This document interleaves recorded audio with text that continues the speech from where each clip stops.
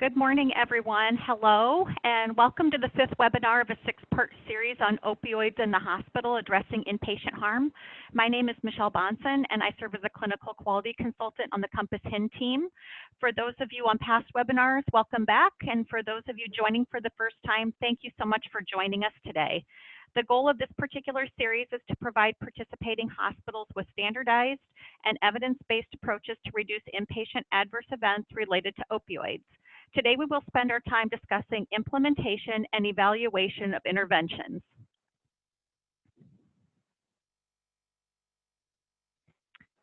We always start with a couple of brief housekeeping items. I'm sure all of you know these by heart now, but I want to make sure that you please take a moment and check your phone lines or computer audio and make sure you are muted. We appreciate your attention to this as it does help us avoid background noise during our session. We also ask if you need to step away for the session today or from the session today, please avoid placing the call on hold so we don't have your call waiting background music playing. We expect that you will have questions as we move through the session. Please utilize the chat box throughout the webinar to type in questions as they come to mind. If you haven't already done so, please set your chat to all attendees and panelists. I'll give you a second to kind of look that over and get that taken care of because this allows all of us on the line to see your comments and your questions.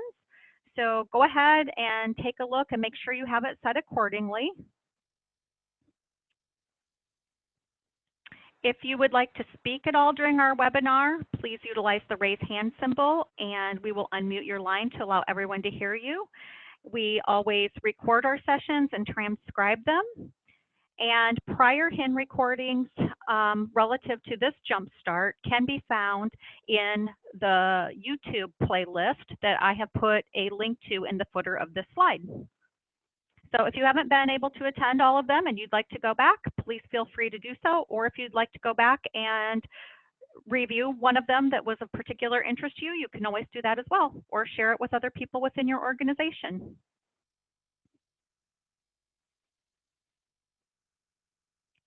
Before we get things underway today, let's just take a few minutes to go over the agenda. We'll do a quick intro to see who is on the call, go over a few announcements, briefly recap webinar 4, take a quick pulse check, discuss implementation and evaluation of interventions, and then we'll close with next steps. Slides for today's webinar were sent out to all registered attendees. If you did not receive that email prior to joining, don't worry. A link to today's presentation has been added to the chat, and thank you, Lexi, for doing that. You'll notice if you go to your chat, there is a link there, so feel free to go ahead and grab those.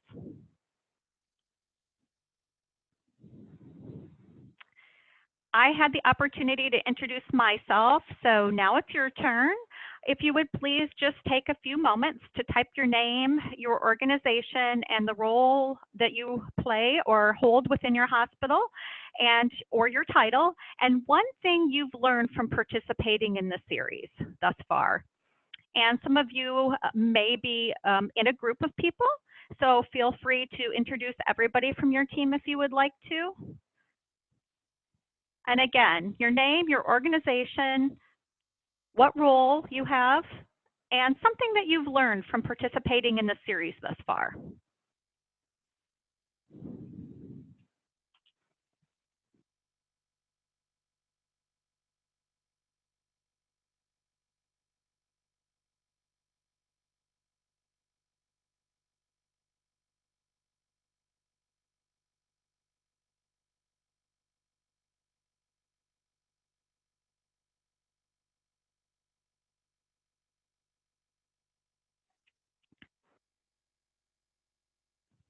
Good morning, Tiffany.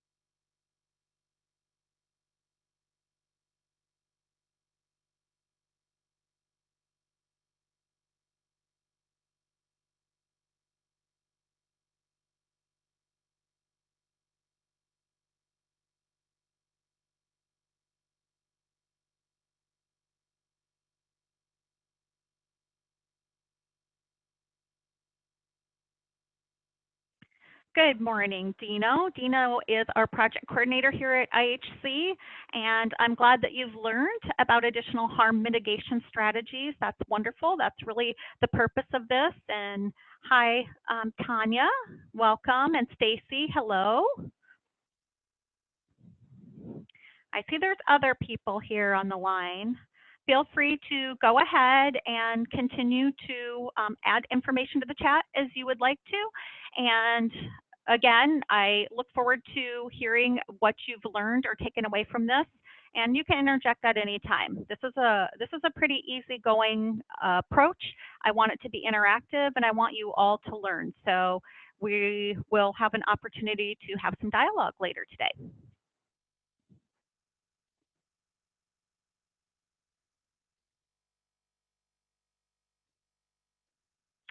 As previously indicated, this is the fifth of a six-part webinar series. I want to let you know there was a slight typo that was brought to my attention relative to week 6 on this flyer. You'll notice that it says under week 6, webinar 6, but actually it's webinar 5, which is Pulse Check, and we will wrap up with the final webinar, the real webinar 6, 1 week from today. I think that week in between that we took off kind of jumbled things up a little bit, so a little typo was caught, and I appreciate that, but we are on webinar 5. Portions of this series may be comprised of presentation and work time. We've talked about that before, so there may be an early dismissal prior to the top of the hour to allow you additional time to absorb the material. Take a closer look at the information with embedded links that I have in this particular presentation, and to continue your work on reducing opioid-related adverse events, whatever that may mean to you. Before we head into a recap of webinar 4, I want to remind you that attendees who registered for one or more of the 4 webinars that we've had thus far in the series should have received an email from me regarding the plan for us to unmute for dialogue during this pulse check. This will be a time where we can have some verbal interaction on what you've taken away from your participation. And my hope is that each of you has learned something new, thought about what you might do with it. Perhaps you've shared what you've learned with your quality team or your leadership or your staff. You might be thinking about what you could start tomorrow, next week, or next month. I'm interested to know what's piqued your interest and the most, and or what you have in place today that you could build on. And what is your data or environmental assessment telling you? Some things I'm certain of when we get to that portion of our presentation are there's going to be variability. Everybody's in a different place, and I want you to know that I welcome that, and I think that that's very appropriate. There is no right or wrong. We all learn by sharing and having open dialogue, and I will get to hear your voices, which is absolutely wonderful. So I will try to make it as comfortable as possible, and if you feel like you don't want to state anything when I unmute you, please just go ahead and say that that you don't have any comment at this time. But please, again, know that there is no right or wrong answer, and this really is about working together, learning together, and I look forward to hearing you. So let's do a little bit of a recap here. During the 4th webinar of the series, we spent time discussing the 3 arms of a rapid response system, barriers to the success of that system, and how to achieve success in your system. And some of the key points included the importance of timely notification and activation by a nurse, other healthcare provider, or the patient's family, consideration of adding a rounding protocol for nurse managers that focuses specifically on patients who may be at risk for adverse events related to opioids, utilizing data and providing feedback on that data to drive improvement and support of the intervention, recognizing that a rapid response system alone is not successful. It should be part of your opioid safety program. And assuring your organization is prepared to respond may be more important than who actually responds or what criteria triggered the activation, excuse me. We reviewed the use of naloxone for reversal of opioid-related excess sedation and the things you may want to consider during a root cause analysis of an event, as well as guidelines for the administration of naloxone and patient monitoring. And finally, we ended by reviewing some tools that would assist you with identifying gaps and prioritizing goals to decrease adverse opioid-related harm in your hospitals. All of the participants, all of you, some of you may have been on, some may not, but those that were on were asked to complete some homework and be prepared to share a gap, a goal, and if you took it a step further, maybe an intervention or two that you would like to test in your facility. So on that note, it's time to take a pulse check, time to share some learnings, opportunities, goals, and if applicable, any thoughts around interventions to achieve those goals. I kind of liked this picture when I picked it for me. It reminded me when I was younger and I just couldn't wait to be called on to share an answer. And then somewhere along the line, that security changed a little bit being uncomfortable about raising hands. Well, I want you to know this is a safe environment and we are all here to learn, me included. I'm still learning every day. And I'm going to unmute the lines one by one so that you may share verbally. And if not verbally, then you may use the chat box. There's no opportunity too small, no idea too wild, and all thoughts are valued and welcomed. Oh, I've got Barb unmuted, I think. Hi, this is Barb. Hi, Barb. How are you? Sorry Good. about that. No problem. Thank you. Well, you are unmuted, and would you be willing and comfortable to just share one or two things that you've been thinking about as you've worked through this series or participated in the ones that you've been able to? Yeah, so what we've been looking for, we've been doing the webinars throughout this whole Jumpstart.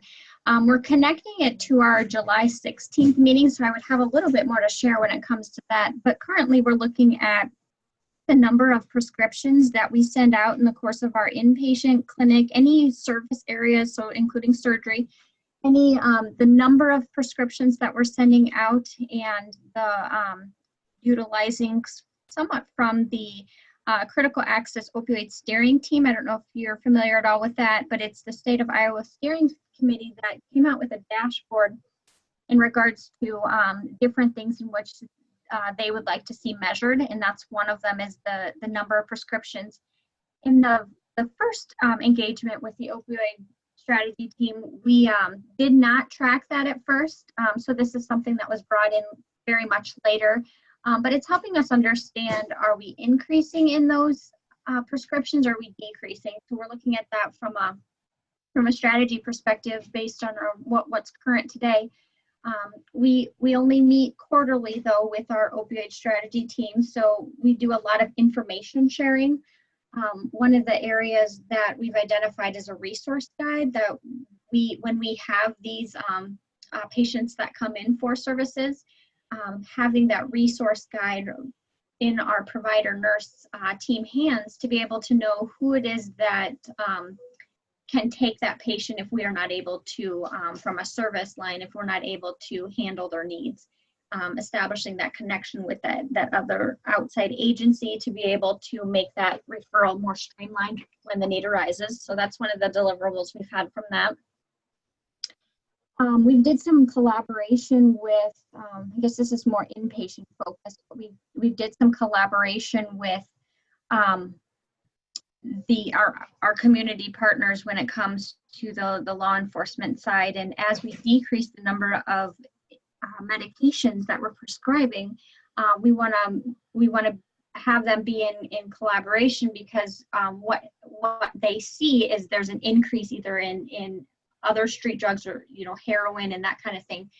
So as we work through some of our initiatives, we want to be cognizant of, we're decreasing on our side, but what's the adverse impact to other of our agencies, and just really keeping the lines of communication open. How are we collaborating together?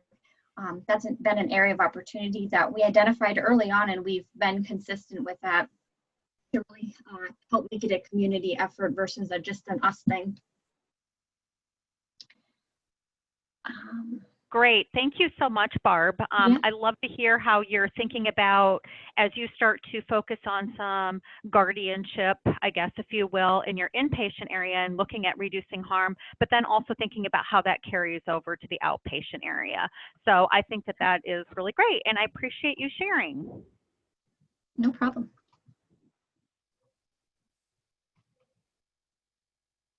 All right, and let's see here. Okay, so I'm going to go back to the chat box here, and let me see here. Amanda, let me see here. Trying to get to the chat box. Operator error here. So your Amanda's Opioid Safety Committee meets regularly, and your initial focus has been to bring your policies and procedures into compliance with the Joint Commission guidelines. Awesome. And begin collecting data on your pain management program. Started looking at nursing and safety. Your metrics are focusing on compliance with appropriate monitoring and patient education. And your patient education was tailored to include your local resources for access to drop boxes and naloxone, as well as local resources for substance abuse. Awesome, awesome. Thank you so much.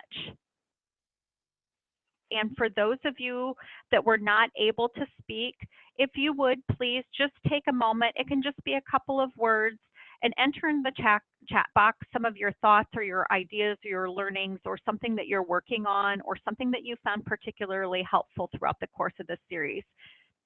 Amanda, hi, thank you so much. So your facility also acquired bedside ETCO2 to enhance your monitoring capabilities, and you do collect data on reversals and RRTs called related to opioid adverse drug events. Awesome.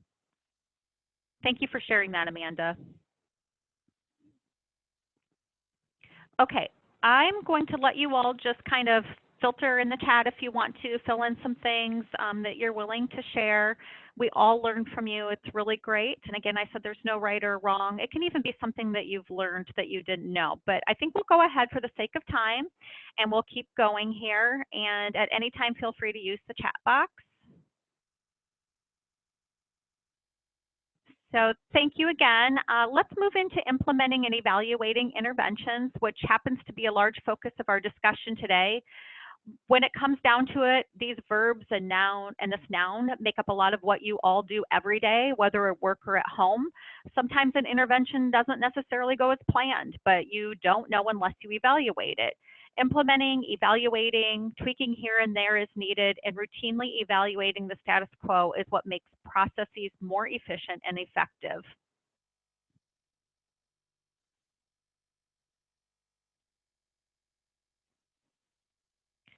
We've talked about risk mitigation throughout the webinar series, and that makes sense since that's the goal, to reduce harm in your hospitals. There's a three-step process that is both simple in concept and simple in practice as it relates to a basic structure for decreasing the risk for opioid-related adverse events. You will note that the patient is at the center of each step, and each step is equally valuable. It's important to assess a patient's risk for having an adverse event at the time of admission, and that each admission stands alone. Equally important is the documentation of that assessment. And then once an opioid has been prescribed, if not prescribed on admission, you need to assess the risk prior to giving it, and also reassess if the patient's condition changes. So reassess after giving the patient the opioid, and then again, if there's any change in the patient's condition. When feasible, we ask that you enlist and educate the patient and family on the risks, the benefits, and the signs and symptoms of a potential opioid adverse event. We want you to empower them to seek assistance if they have concerns. I think that's so huge. Sometimes people just don't feel comfortable speaking up. They aren't sure they have the knowledge to speak up. So I think anytime you have that opportunity to do some teaching and empowering them to seek out assistance is really important. It could be that they alert your rapid response team before you even have an opportunity, or your nursing staff has an opportunity to assess that on their own. I want to circle back to the assessment piece, the initial assessment. Understandably, hospitals will obviously differ in the type of EMR being used, as well as the capabilities within the EMR. It is recommended that regardless of the type or functionality, you consider how it may trigger a risk assessment to appear for completion. One consideration may be the use of the admission order process or the initial nursing assessment when patients meet certain clinical parameters. Disease-specific order sets for certain primary diagnoses may require the risk assessment be written into every order set that has an option of ordering an opioid. You could also set it to trigger anytime an opioid is ordered if it falls outside of a particular order set. If the assessment is not written into the initial order set, you will have more than likely, well, actually, I guess I should say, you will more than likely need to spend some time deciding on methods and processes to use. So let's just take a look at the next slide for some ideas on how to manage this.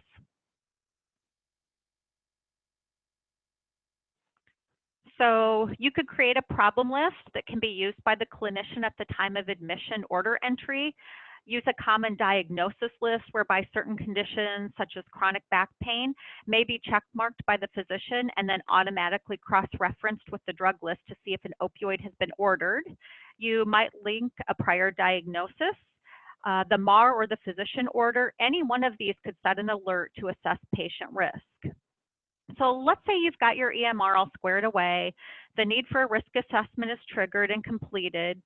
What should you have on board for managing identified risks? And go ahead and use the chat box here. So your EMR squared away, you've done your assessment, and then what should you be prepared for when you're going to manage that risk?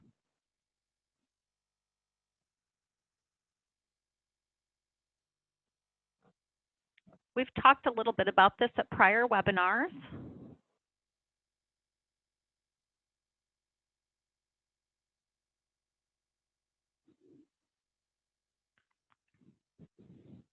Feel free to use the chat.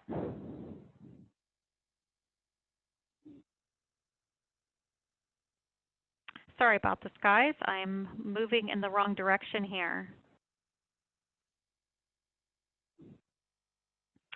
Identified risk should trigger certain safety protocols, such as a pharmacist consult for medication review, maybe standard and specific monitoring protocol and associated documentation for nursing staff, possibly a continuous monitoring protocol. These are all very technical in nature as they rely on sophistication of your system and involvement of your IT department, or for some of you, your EMR professional, to assist with making these processes cohesive and streamlined.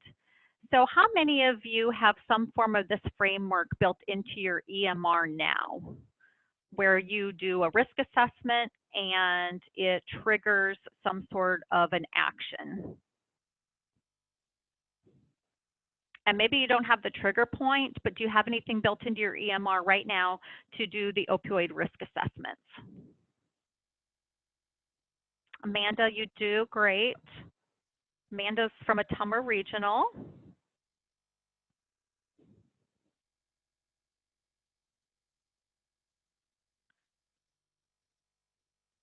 Going to back up here a second and take a look at what Debbie said relative to what she's learned in the process of participating here, monitoring Narcan use and opioids use in the ER and inpatients. Barb, you do not, so that's something probably that you could kind of take a look at in the future. There's never, we're never short of opportunities, are we, in this quality and safety environment. Stacy, one of the things that you're working on is updating policies and educational resources. You also review any naloxone administration more closely to determine reasons behind the use and if it was used appropriately. Awesome, great. I hope that you've been able to take a look at a couple of the tools that have been provided. Appreciate all of you sharing. So the EMR is something for you to consider, but how you might want to utilize that in your risk mitigation. We know that EMRs are supposed to help, not harm, not cause you to want to throw them out the window, right? I know that's easier said than done, but on the flip side, what if all we had was memory? It's really kind of scary, particularly when you combine it with multitasking, tiredness, other competing thoughts and priorities. Used alone, memory may prove to be a potential recipe for failure in keeping your patient safe. And so to counteract this, do what you can to decrease the amount of reliance you put on your nursing and medical staff. Systems that combine education with additional strategies that do not depend on memory alone to do all the necessary QI steps will really increase compliance and improve your outcomes.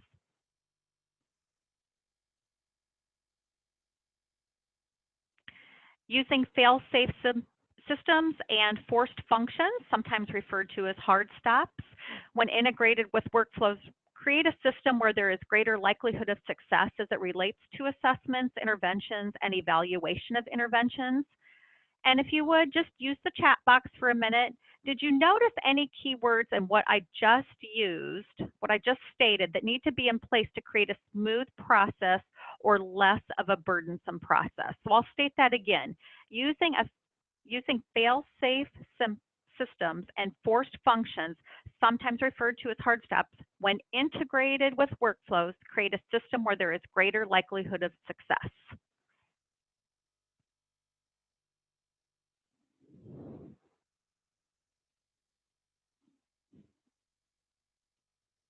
I know it's sometimes hard when I just have a picture up here and you're having to listen to me.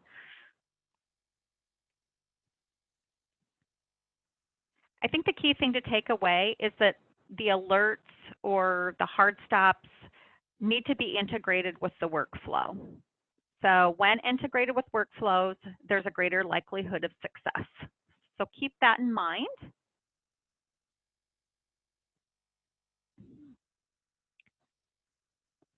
How many of you been trucking down the road at work, doing your thing, and all of a sudden a new thing is thrown your direction, and it's not like the thing you were doing yesterday, and you wonder who in the heck came up with this? And I venture to guess, if I could see you all right now, I would see nods of affirmation or hands raised, because we have all been there. Healthcare is ever changing, right? So what can be done to help decrease the stress and get everyone on board? I guess it's pretty much out there for you all to see on this slide. It's really two key words. When assessments are standardized across the care continuum, it results in continuity in the assessments of your patients.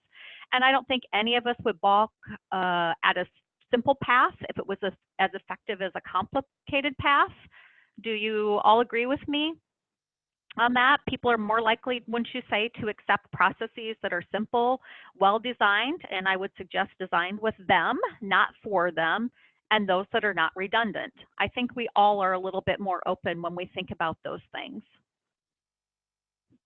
And I would venture to guess you do that or work toward that and strive toward that in things outside of your opioid harm-related activities.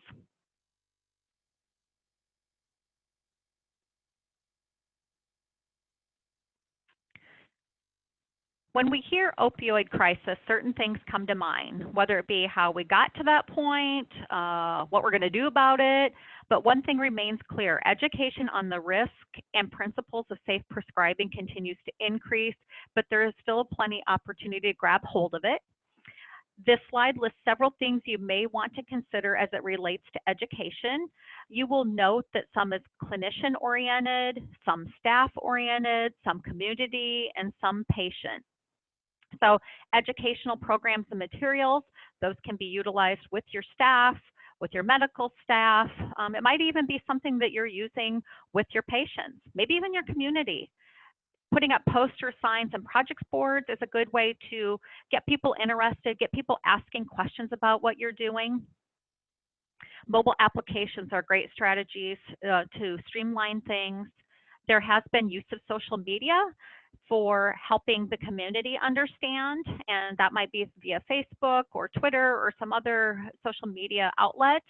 And we'll talk a little bit more about that next week when I share with you an interesting story from a hospital on how they overcame and sustained something relative to their naloxone use in patients. I found it very interesting. I look forward to sharing it with you. I think that data dissemination is huge, sharing things with your board. And of course, I'm a little bit partial to this, rightly so, the IHC tools, which are the comfort scale, comfort menu, and the pain management toolkit. So just out of curiosity, what are some of you doing in your organizations around education related to opioids? And I'd be really interested to know how you've educated or engaged your patients and families, formally or informally, in your hospital relative to this. And I'll just pause for a moment and see what we get in the chat box. Don't be shy. Love to hear what you've got going on. How many of you are developing material specifically for your patients and families? And how are those being received?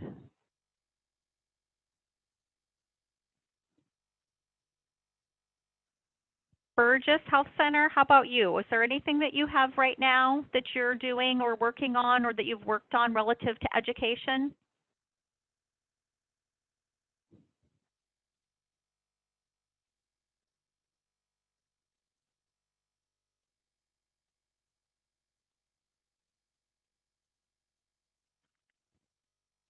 Great, Barb.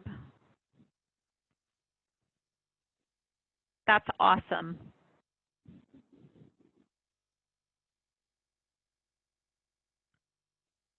One of the things that some of our hospitals received or had access to, and we do make it accessible to all of our HIIN participating hospitals, are the post-discharge treatment plans. And those can be for acute or chronic conditions, and it's very nice. It takes into account, safety, a tapering plan, the things that patients might want to do to manage or reestablish their comfort, I guess I should say, after or maintain their comfort after they've had a hospitalization.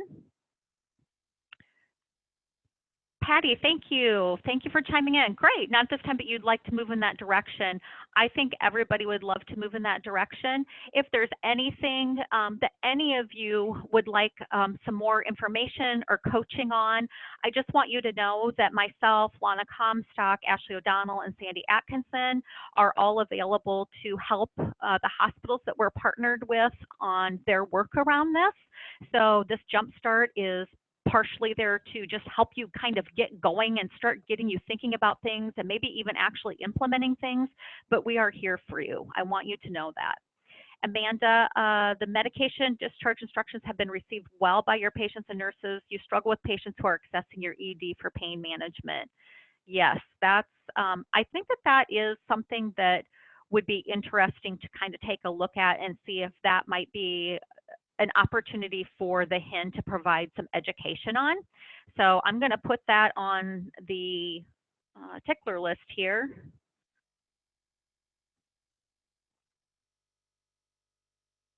As a potential future opportunity to sort of maybe think about incorporating something that into one of our training sessions or our learning communities. Let's see, who else haven't we heard from today? Do we have anybody from Cherokee on? I'm not sure that I see anyone.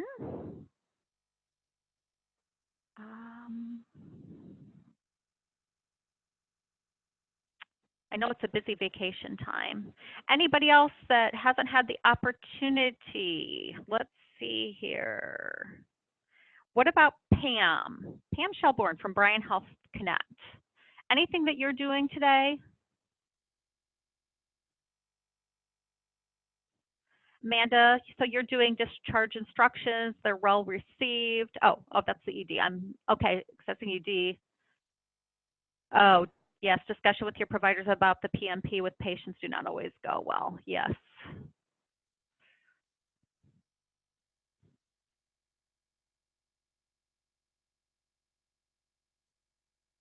And you know, a lot of this is somewhat new. I mean, the bill was signed by Governor Reynolds in Iowa almost a year now. I think it's been almost close to a year ago now. And it requires that the providers are utilizing the PMP. And so reports are starting to come out too to providers regarding their prescribing patterns. So I think that we'll continue to see increased use of that. And so having good talking points and framing conversations with patients is very important. And I think what I'd like to point you to, oh, great, Pam, you're partnering, participating with the hospital-wide opioid committee initiatives. Great. So along the lines of the PMP, which I was just speaking to, trying to get my slides to advance here, I apologize. These links here just sort of scratch the surface on educational resources available relative to opioid-related education, and I do mean just scratch the surface.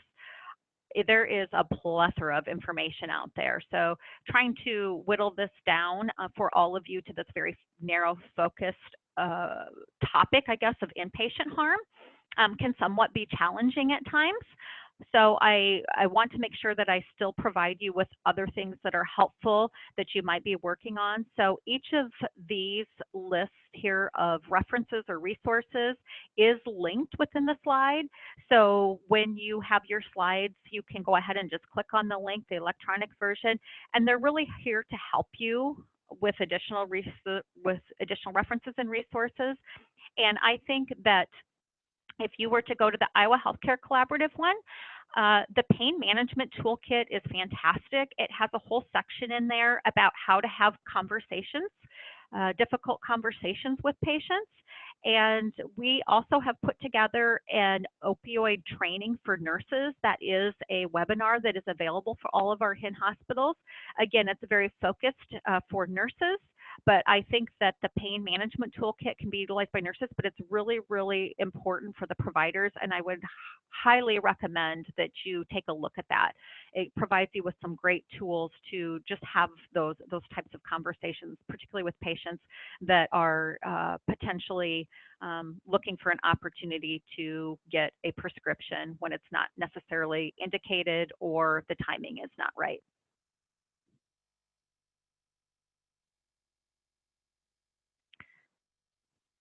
Okay, let's pause a moment here and think about what questions or comments you have before we continue.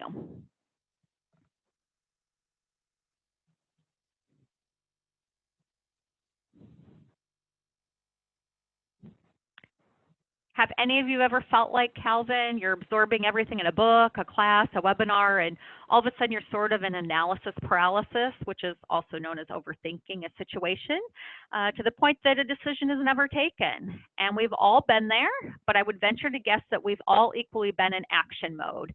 I think you being here equates to action mode. So let's move on to talking about moving forward.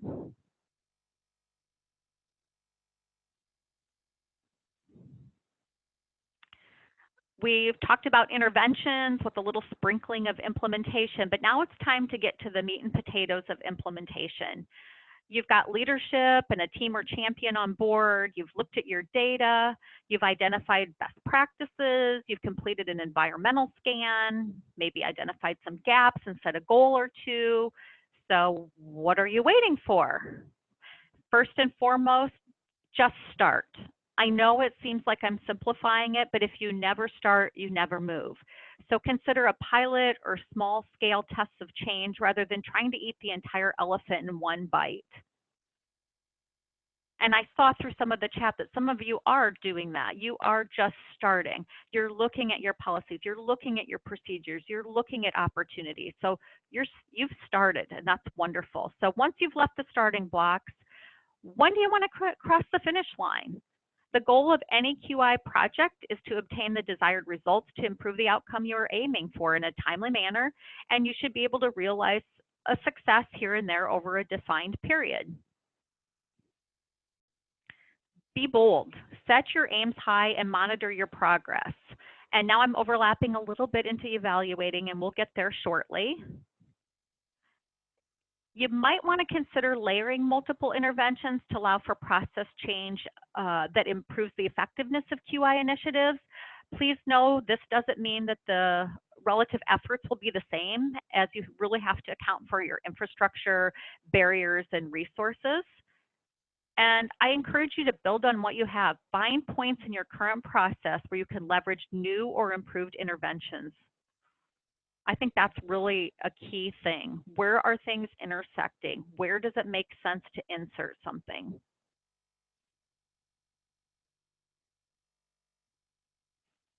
So your interventions have been selected, you've implemented them, and now what?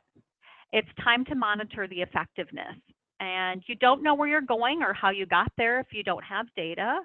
Not to mention, in the absence of data, you have subjectivity, and some subjectivity is important, but your work should be based on objective facts when possible. Once you have your data, communicate it in a way that makes sense to the audience. Is a formal write-up appropriate? How about some graphs and or run charts with some contextual narrative? Some people are more visual. Whatever you choose, know that data collection and reporting, when not done frequently enough, will less likely result in a hardwired process. So if you think about it, if people aren't really understanding how they're doing or if they're moving in the right direction or the wrong direction, it's really sort of hard to get that buy-in and really get a process in place that is very sound. And so I encourage you to monitor your data, collect, monitor, and share your data frequently. And then, of course, you need to identify, analyze, and address variances. This may be in the form of individual feedback relative to performance that's not in alignment with the protocols, or it could be the protocol was not effective. So listen to the voice of your staff. Remember to incorporate them in the analysis. Finally, do all you can to not revert back to the original state. There are going to be times when you may feel you need to do so. You just feel like throwing up your hands, but most times you will be able to refine your interventions or move into a control phase. So please know that it's really important to avoid reverting back. And please remember this one very, very important thing as you move along the continuum of reducing harm. Celebrate. Big steps, small steps, overcoming speed bumps or mountains. Remember to focus on the positive and keep moving toward the next accomplishment. And how many of you take time to celebrate? And for those of you that do, how do you celebrate your successes relative to improving quality and safety in your organization? Or do you sometimes forget? You're so buried in the work and everybody's working hard and you're all working toward this goal, but how many of you really take the time to just stop for a moment, breathe, and celebrate something?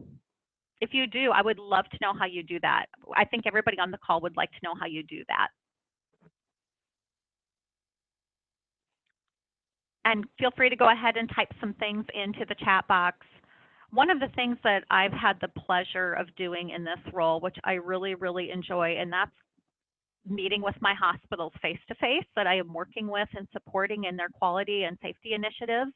And there's a couple people on the call today that I do work with directly. But one of the things when I meet with people in person is they start sharing with me all of these things that they're doing. They don't think they're doing anything. And all of a sudden it's, well, we're kind of working on this and we're working on this and we got this done and now we're moving here.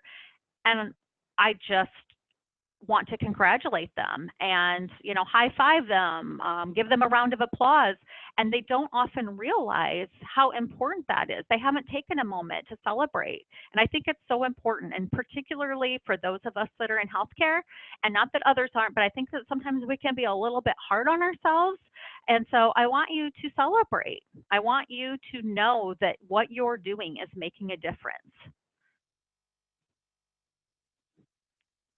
I know some of you have to be doing something. I would love to hear what you're doing. And it doesn't have to be a thing. It doesn't have to be giving somebody a pizza party or anything like that. It could be simply sharing data and telling the staff, look, what has come about as a result of your hard work. By participating in this initiative, look what we've accomplished. I think that that is so meaningful, and I think that people should be patted on the back for that. And it is so quiet in the chat box. So maybe you aren't doing it yet, but I want you to think about it. I want you to think about how you're going to celebrate, because it's important that you do that.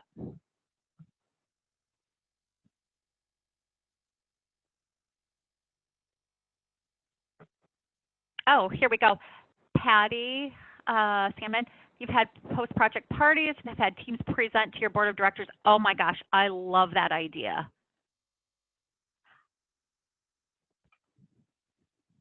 That is just, that's great.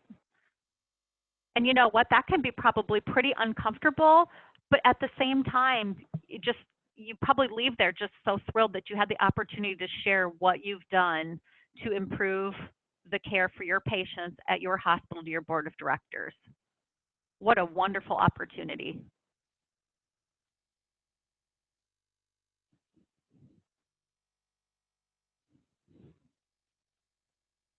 Anybody else?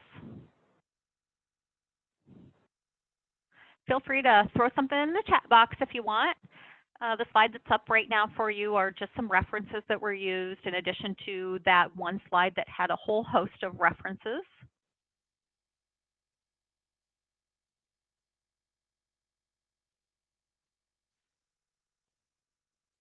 So here we are, guys. We're at the end. I want to thank you for your time today. You will receive an email with links to this presentation. And if you have any questions prior to our next webinar on July 17th, which is actually going to be our last one, please feel free to reach out to me or your assigned clinical quality consultant. And I really appreciate you joining today, and I hope you all have a great rest of your week.